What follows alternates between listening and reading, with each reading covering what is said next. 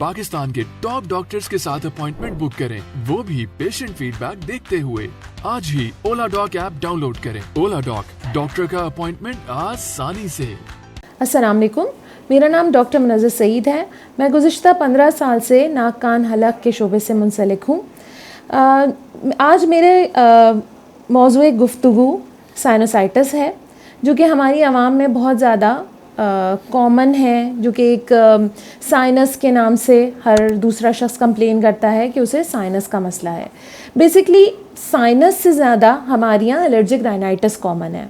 हर दूसरे बंदे को एलर्जी का मसला है, क्योंकि कराची शहर, जैसे कि आप जानते हैं कि यहाँ पे पोल्यूशन एक बहुत बड़ा मसला है, जिसकी वजह से हर दूसरा बंदा पोल्यूशन की वजह से एलर्जी से सफ़र करता है। और नाक की एलर्जी, जिसे एलर्जिक राइनाइटिस कहते हैं, बहुत ज़्यादा कॉमन है। इस एलर्जिक राइनाइटिस अगर ये बहुत लंबे अरसे रहे तो पेशेंट को साइनोसाइटिस हो सकता है। ठीक है, साइनोसाइटिस की जो सिम्टम्स हैं, जो उसकी पेशेंट में प्रेजेंटिंग कंप्लेंट्स होती हैं, वो मुख्तलिफ हैं, जबकि एलर्जीज़ जो हैं वो डिफरेंट तरीके से प्रेजेंट करती हैं।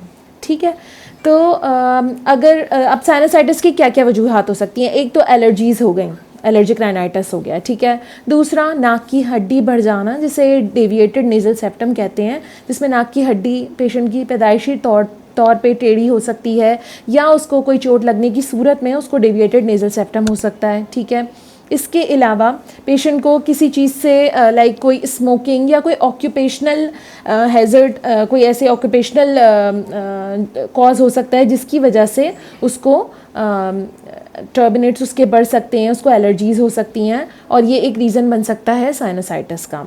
ठीक है, इसके अलावा लो इम्यूनिटी, जो इम्यूनो कॉम्प्रोमाइज पेशेंट्स होते हैं, डायबिटिक्स होते हैं, उनमें भी साइनोसाइटिस डेवलप हो सकता है। अब साइनोसाइटिस में होता क्या है, साइनोसाइटिस एक्यूट हो सकता है, क्रॉनिक हो सकता है।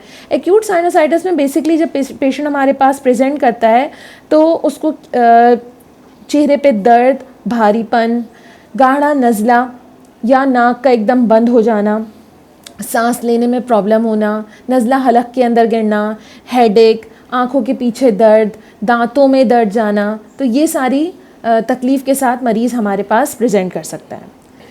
ठीक है, अब इसका जो ट्रीटमेंट है बेसिकली, वो हमें तो सबसे पहले किसी माहिर नाक कान हलक के डॉक्टर को दिखाकर इसका रीज़न पता करना ज़रूरी है कि आखिर किस वजह से मरीज़ को ये साइनोसाइटिस हो रहा है।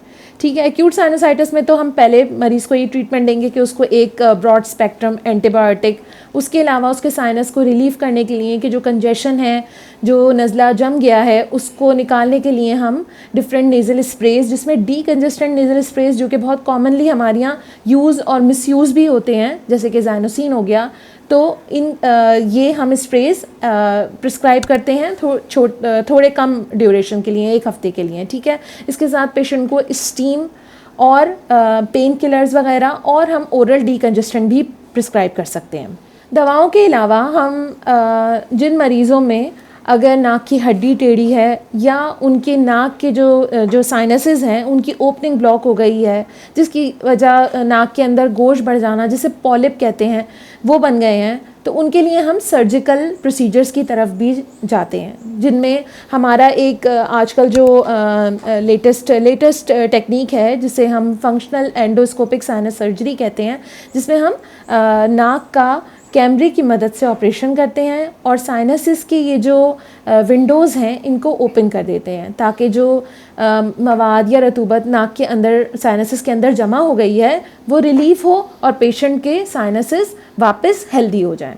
ठीक है, तो ये सर्जिकल प्रोसीजर हो गया। इसके अलावा अगर नाक की हड्डी टेढ़ी है तो वो भी इसके साथ साथ ठीक की जा सकती है। नाक का गोश बढ़ा हुआ है तो वो भी एंडोस्कोपिक साइनस सर्जरी के ज़रिए रिमूव किया जा सकता है। ठीक है, अब जो मरीज़ जिनको एलर्जीज़ हैं और उसकी वजह से उन्हें साइनोसाइटिस हो रहा है, तो उसके लिए उनका एलर्जी का ट्रीटमेंट किया जाता है, और उनको कुछ लाइफस्टाइल मॉडिफिकेशंस बताई जाती हैं, जैसे कि मास्क का इस्तेमाल, और जो रीज़न्स हैं जिन चीज़ों से उनको एलर्जी है उससे बचना, तो ये इस बात का अपनी लाइफस्टाइल में मॉडिफिकेशन की जाती है। आई होप कि मेरी बताई हुई इन्फॉर्मेशन आपके लिए हेल्पफुल होगी।